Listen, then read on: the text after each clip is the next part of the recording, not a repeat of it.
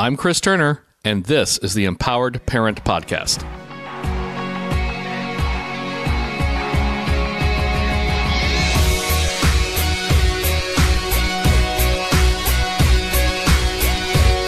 Greetings and welcome to Season 6 of the Empowered Parent Podcast. Joining me, as always, are Ryan and Kayla North. Hi, guys. Hey, Chris. Hey, Chris.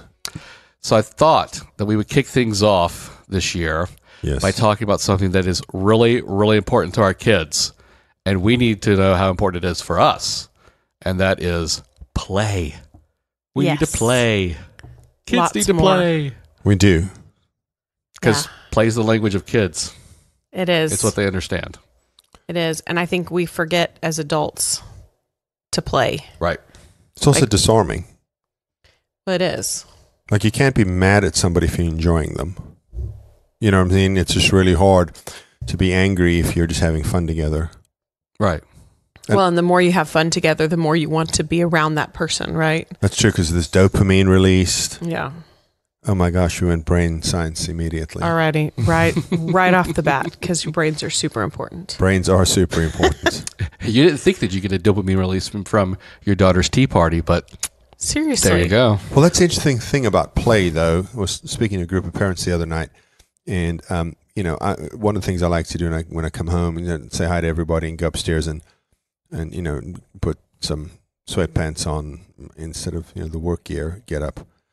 And my guitar is on one of my guitars is on a stand next to my bed, and so I'll just pick that up. I won't even plug it in. I'll just noodle on it for a little bit, and then my 6-year-old will come in and say, "Daddy, do you want to play Beanie Boos?"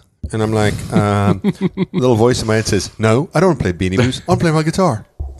But the voice that comes out of my mouth says, "Sure, sweetie, we can go play Beanie Boos." And so I, can lay on the floor and pretend to do different voices and ask questions about hair and makeup and whatever Beanie Boos. I don't know, that's maybe when we play Hair dolls. and makeup with Beanie Boos? No, that's I when we don't know play about dolls. that. Yeah. This is when having all boys plays into my favor. Basketball, You don't have to hockey, play dolls at your house? trampoline. No. No Beanie Boos, no. Dolls, no. What are those little weird... I don't know. They have so many little tiny they're the little things. Shopkins thing. Shopkins, And then they got that's the little the thing. surprise I don't even know what things that come in is. the ball. Oh, 'Cause you have boys. Shopkins. That's because I have boys. They are like, they're worse than Legos. They're like these little Legos. We have tiny Legos at our house. pieces that like lay everywhere, and they have faces on them. So you step on them and it's torture. Yeah, Yes. it's not fun. But the kids love them, and they're Our everywhere. apologies to the manufacturers of Shopkins. Yeah. No offense intended. They're adorable. But if you'd like to sponsor the podcast, We'll take back all we said. that's right. We'll talk Next you up. episode, let me tell you about one of my favorite toys. Oh, goodness gracious. No.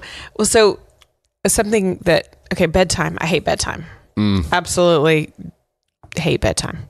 Or you mean for yourself or for the children? No, for getting children to go to No, bed. for yourself, it's a welcome Because relief. it is a welcome relief. Wait, hold on. I think we have a better relationship with our listeners than that. We need to be a little bit transparent here. That's true. Because I don't actually like to go to bed at myself 12:30 a.m., she's like, "Let's Just go one watch, more let's go watch TV." I'm like, "Babe, we've been like staring at our laptops since the kids went to bed," and she's like, "Oh, I just need one episode to unwind," and then. Invariably, like 4 a.m. 4 a.m. This morning, I woke up at 6 a.m. On the chair in the living room because But the fire was so warm. I it didn't was want to good to see by the leave. fire. That's a good point. No, so bedtime, I hate it. And it seems like the never ending chore, right? And so for the longest time, Ryan has done a huge portion of the bedtime routine. But until recently... And the girls started saying, "Mom," and Josh would be like, "Mom, please, will you come snuggle with us? Will you come tuck us in?" And I mean, I was just like enjoying the older kids downstairs who just talk to me, and it's much easier. And so I said, "Okay, yeah, I'll come upstairs." Right. And so tonight, well, and even, the last week or so, I have been at bedtime. I'll go snuggle with each of them in their bed of the younger kids. And so I'll get there and I'll say, "Okay, I can sing you a song or I can tell you a story." And so Josh always wants me to sing him a song and the girls always want me to tell a story. And so I make up the most ridiculous ridiculous stories, and they are giggling and they are laughing, and they'll sometimes, like tonight, they were like, okay, when you tell your story, it has to include, and they said certain things that my story needed to include, right? And it's always about them, except for, like for Libby, it's, Bibby is the stories about Bibby, right? So I always kind of change it, but they know who I'm talking about or whatever. Bibby Borth. Yeah, that's right. Yeah. Exactly. And so they love it. But I've found I've actually enjoyed bedtime a whole lot more because I'm not going, oh, yes, I'll come up there and tuck you in for the 400th time. Please just don't come downstairs. And really, they haven't been very bad about coming down the stairs since I've been doing this. They've been a whole lot more willing to stay in their bed, I think. Yeah. So. I mean, yeah. Because we end on a playful, fun kind of note. Mm-hmm. And so then I think they feel so much more connected. So when we're playing, they're feeling more connected. Well, I was just going to add about the bedtime thing and the playfulness at bedtime, because sometimes people will say that they're really reluctant to be playful at bedtime because we need the kids to calm down and not be riled up. Right. But what I say is that if you can leave the day with the kids feeling like they're more connected to you and you had a good time together.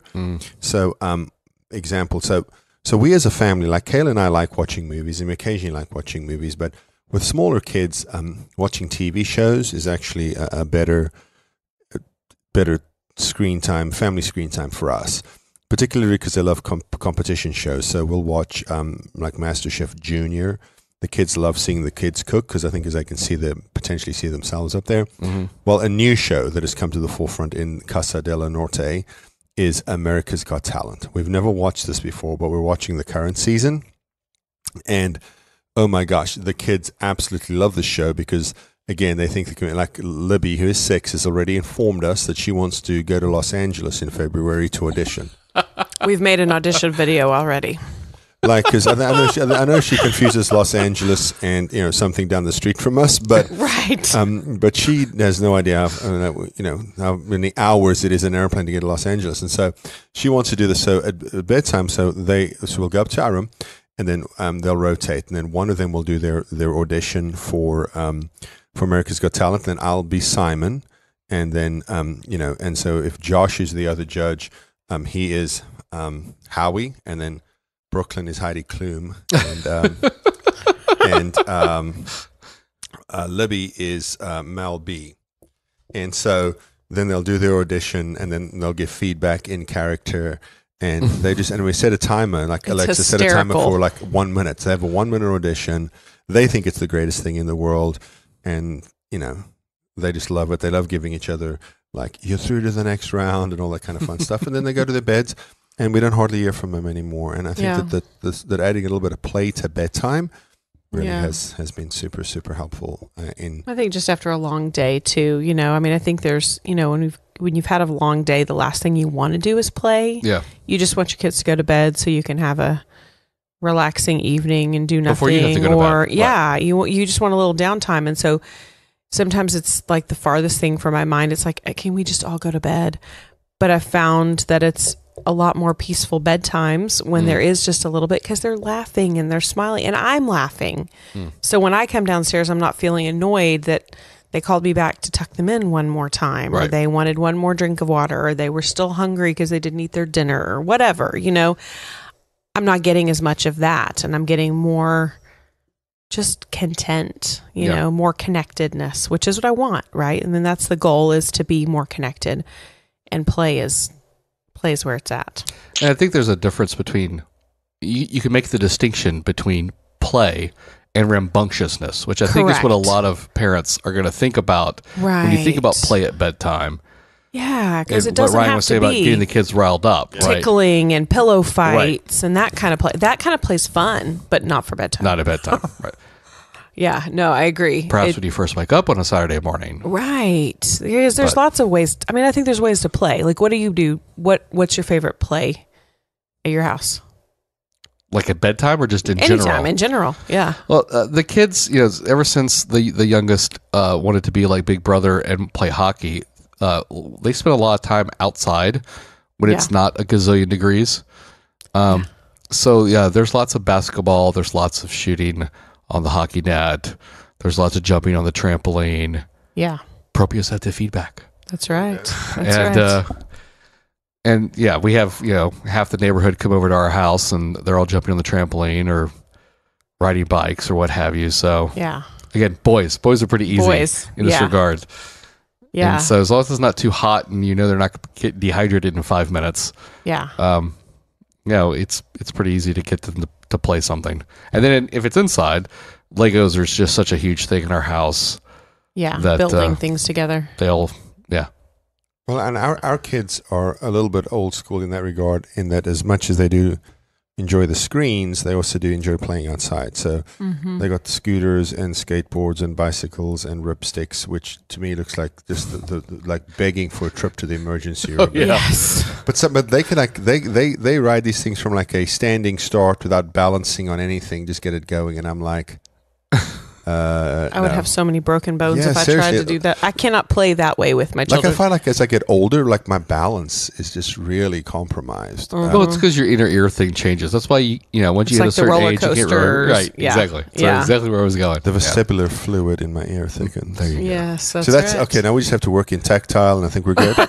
I'm gonna get all the sensory. Yeah. Well, because play. I mean, that is what play is, right? Like when you're playing, you get to use a lot of your sensory inputs in that play, and so your kids are getting those sensory inputs, but you also get the laughter, you get all of the neurotransmitters that are just like, all the good stuff is really amped up when you're playing, and it's so good for our kids for calming. It's so good for our kids for just feeling connected to their siblings, feeling connected to their parents. Because that's, for me, the hardest part is getting in there and playing with them. I know, so I've heard a lot of people talk about getting their kids to play by themselves, right? Mm-hmm. And saying, well, my kid always wants somebody to play with them, but I want my kid to play by themselves. Well, the thing is, I think we have to play with our kids in order to teach them how to play by themselves. Mm-hmm. Yep. Just sending them and saying, go play by yourself does not actually teach them how to play. For some kids, they'll actually just sit there and like stare at the wall. Like they wouldn't even know what to do if you sent them away to play. So having to get in there and engage with our kids and play not only builds connections, but also teaches our kids how to play, right? Yeah, and I think that the play thing is really, really important, because sometimes, I know we've done this before, we've fallen into the trap of being together. Like if we're watching a movie together, then we're together. Well, we're in the same room doing the same thing. Right. The play's interactive, and the so our what we affectionately call the middles here, our 11-year-old, our 10-year-old, and 6-year-old. They kind of are a I call them the Texas Three. They're a little cohort over here in the house, and so they want to play. They love playing Foursquare with Dad, because basketball, I'm so much bigger than them. That's not a contest. Most physical things I can still prevail, but in Foursquare, they crush Dad, because I can't get to the ball fast enough when they had it be out of my reach. And they just have that 6-year-old eliminate her dad is just... Oh, yeah. You think she won like the lottery, a Grammy, an Oscar, and a Super Bowl at the same time. It's like, yes! Yeah. No, so, they have so much fun with Foursquare. They just like play it, in the street. We have like a little... We do. Oh, gosh. Is that bad? We shouldn't play in the street. We're going to find out, though. They do. They play in the street, and yes, they you let love our kids it. Go play in traffic. Yes. No, it's not a busy street, but it's fun, and it's already got lines drawn on it. So there you go. It's perfect. But they have fun doing that, and it's simple, and it doesn't require a lot of equipment. It just requires a ball and a space, basically. Well, and Josh has become obsessed with football the last couple of weeks. I don't know. I think he enjoyed some of the postseason games, and so he now is on this I want to play football kick, and so he's trying to convince us that football's his sport. And today was the third day this week that when I got home from work, before I was getting out of my car in the driveway, and he ran out to me and put a football in my hand and said, "Dad, can you throw it to me?" So that's been my welcome coming home the last few days, throwing the football around with Joshua in the yard. And so it's really good, because then he and I connecting on the way into the house, and it's disarming, it's confidence building for them. I'm not, I'm a large guy. You're a big guy too, Chris, but we're not big guys anymore to our kids. We're just one of them when we play with them. Mm-hmm. So when we talk about play, there's really 3 kinds our parents need to be aware of. So let's talk about those. Let's talk about intentional play. Yeah, so our kids see a play therapist, right? And so that's super intentional play. And I think probably what you might think of first when you think of intentional play would be this really directed, we're going to do, we've done TheraPlay, and we've also just done kind of a traditional play therapy, child-led play therapy kind of model. But we've also done intentional play with our kids at home, like a filial play therapy, where we say, we're going to set the timer for 15 minutes and we're going to play. Whatever you want to play, we're going to play together. And we sit there and we play. And it's really hard for me in those situations because I want to kind of direct where the play is going, right? I find myself taking over the play, right? Saying, well, we should do this, or we should try this, or my character is going to do this. But in a true like filial play therapy, you would actually let the child lead and not direct them in any one way or another. And so it's kind of fun just to see what they'll play with. We actually, we did a filial play therapy session with we had a therapist that helped us learn how to do it, I guess. Yeah. And so we have a play therapy kit. So we just pull it out sometimes. And so we've had kids where they were not currently seeing a play therapist and other kids were seeing a therapist and they were like, well, I want to go see Miss Catherine. And I was like, I can't have 4 kids seeing. But you don't need to see her. I know. I can't have 4 Listen, kid, seeing. you got options. We can eat or all 4 you can go. Right. I mean, it gets a little pricey. And so our compromise that we came to was when you're not seeing the therapist, then we'll do play sessions at home. There you go. And they really have loved that, just having this really intentional time. We have every other Wednesday, we're going to go and we're going to play. And they've really enjoyed that kind of intentional play. But it's not just we're having a tea party, or it's not just it's very specific mom and kid playing, or dad gets home and dad says, I'm going to play, cards. Me and this kid, we're going to play, whatever game. Yeah. So it's intentional. It's like mark it on the calendar kind of play, not just your everyday just play. Happens. Which yeah. is the number 2 type Well, of play. before we jump to everyday play, though, I just wanted to say that the filial play therapy is hard for some parents. Like, we get mixed reviews on it. Some people love it and some people don't. And a lot of times I find when the people don't love it is because it brings to the surface their own need to control everything. Yeah. And so it does mine. Yeah, and that's hard because not only is it hard because it feels uncomfortable to you, but the flip side of that is also you're not familiar with it, and now you have to confront your own issues, and it's just fair warning if you're going to do it. We love it. We think it's great. The kids benefited a lot from it. It unlocked a lot of things. It opened our eyes to a lot of things with the kiddos, but it is, you have to really kind of check yourself a little bit to make sure that you're okay. And we can include a link in the show notes. I have a little kind of like a little filial play therapy guide that'll kind of give you some ideas for a kit if you're wanting to know a little bit more information about that. So I'll make sure we can get that in the show notes. So the other thing that you started to mention there, Chris, before I interjected, was the everyday play. And so one of the everyday play things that we really, really like at our house is to play cards. My kids are all card sharks. My 6-year-old knows how to play Texas Hold'em poker. Her grandfather taught her. Yes, she's quite good at it. And so they were out of town with my in-laws, and they came back, and they're like, Libby likes to play poker. I'm like, there's no way there's the 6-year-old can play poker. So I'm like, set him up. So we get the poker set out. We're playing. She won the first 2 hands. She cleaned out your M&M stash, didn't she? No, we had chips and everything, man. She wanted to play with chips. And so she wins the 2 hands, and she's like, and I'll never forget it, the second hand, she was sitting to my left, and so she had a full house, and there were 3 sevens, and she had a pair of aces or whatever, and she went, full house, aces over sevens. I'm like, you're 6, dial it down. Seriously. But she's a little card shark. She has all these fun games.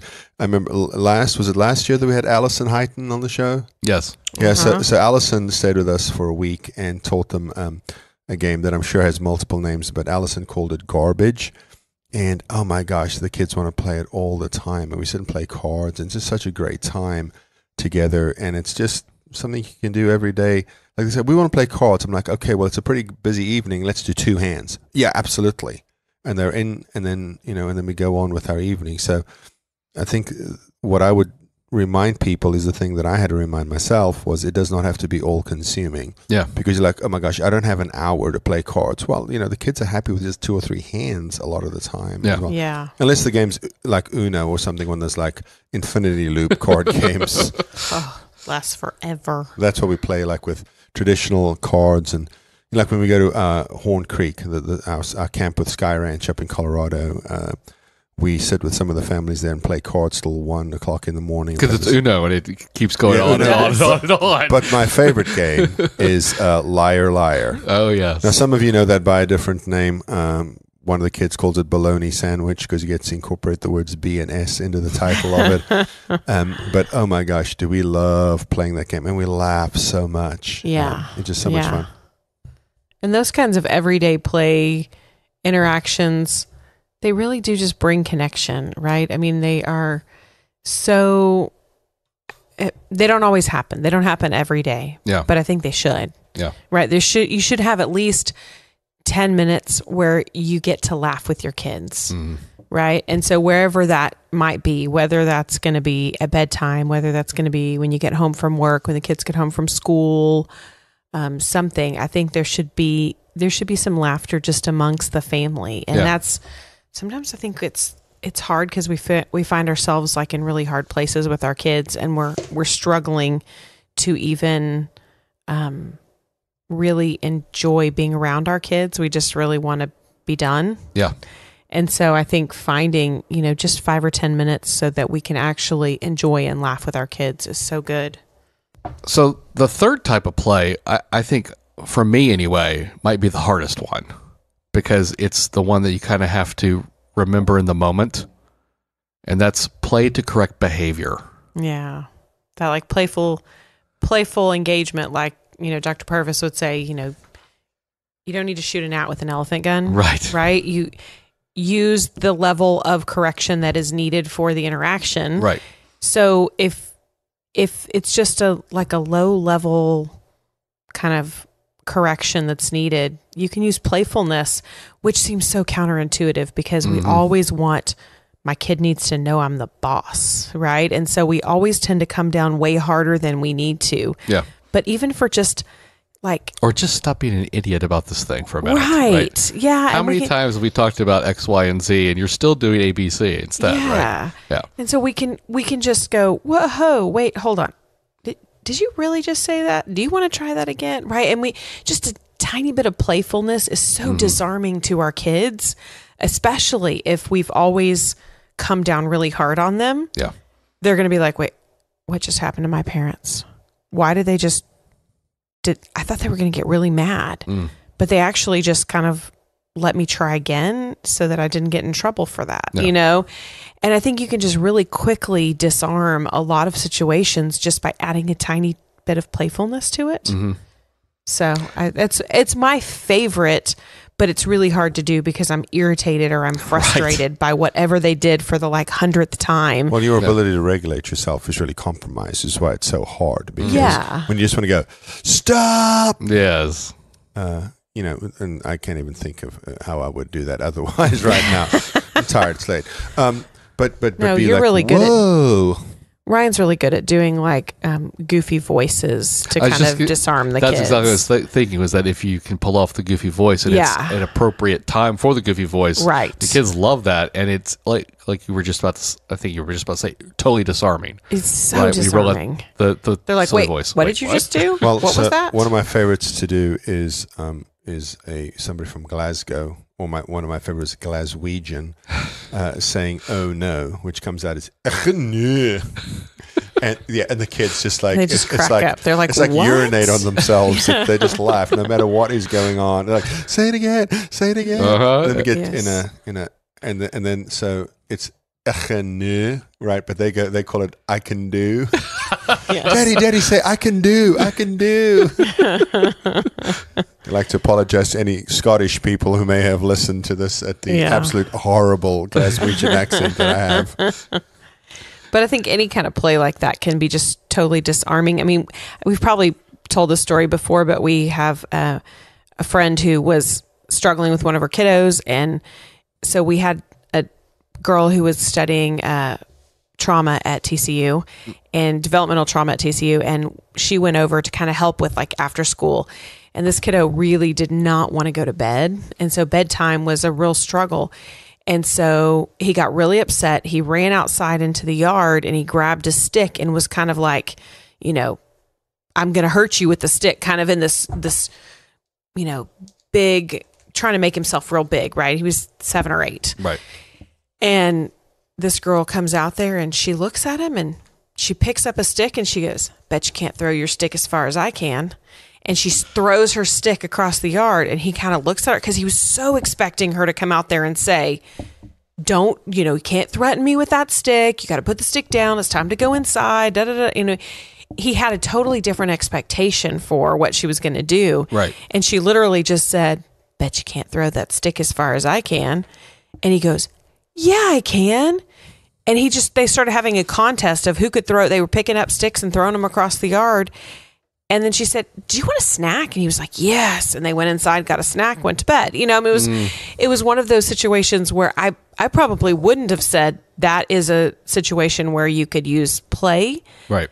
But she just read the situation and she was like, I think that if I just used a little bit of play right here, I could get him. You know, I could just, and it did. It worked beautifully. And it was just like, that is exactly, don't shoot an owl with an elephant gun, right?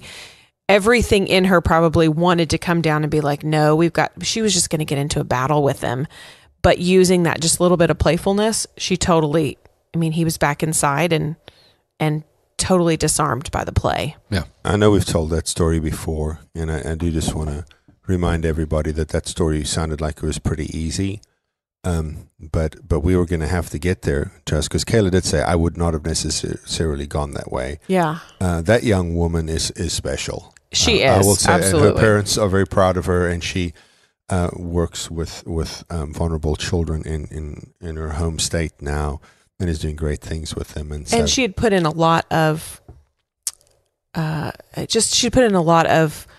relational, credit with this kid too, right? I mean, she'd been playing with him and doing things with him for a while. So I definitely wouldn't go there first in a situation like that unless you knew that you could go with play in that situation. Because usually you're using it for a lot lower level kinds of things. But it was really interesting in a situation like that where I thought, I don't know that would have been what I would have gone with, but she knew him well enough and she had a relationship with him to go, yeah, I can use play right here and it's going to get him. Yeah. So that's kind of cool. Well, we hope we've given you listeners some ideas on how to incorporate play into your everyday and to be intentional about it as well. If you have questions for us about play or anything else that you might need help with, and you can fit it into 208 characters, feel free to tweet it to us at One Big Happy Home. If you need a bit more room, you can email us at info@onebighappyhome.com. You can also post questions on our Facebook group that we have just for podcast listeners. Search for the Empowered Parent Podcast community. You can subscribe to our podcast in iTunes, the Google Play Store, and Spotify. Just search for the Empowered Parent Podcast. If you've enjoyed and gotten value from our show, we would appreciate a review at any of these locations. The Empowered Parent Podcast is committed to helping parents of foster and adopted kids through connecting, correcting, and empowering principles. Thanks for listening.